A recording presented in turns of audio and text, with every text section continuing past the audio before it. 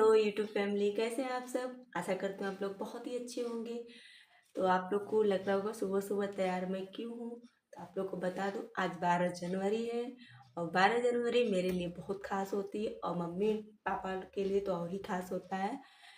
तो बता देती हूँ कि आज 12 जनवरी है तो मेरे हस्बैंड जी का बर्थडे है। और आप लोग को पता है जैसे कि हर वाइफ के लिए हस्बैंड का बर्थडे बहुत ही स्पेशल होता है। तो आज मेरे लिए भी स्पेशल है, वो दिन आया है मैं भी स्पेशल कुछ कर सकूं उनके लिए।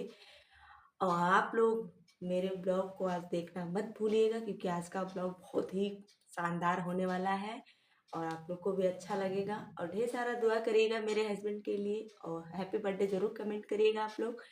मिलते हैं नेक्स्ट वीडियो में, पर उससे पहले लाइक सब्सक्राइब और कमेंट जरूर करिएगा। मिलते हैं नेक्स्ट वीडियो, तब तक के लिए बाय बाय। श्री शिवाय नमस्तुभ्यम। हर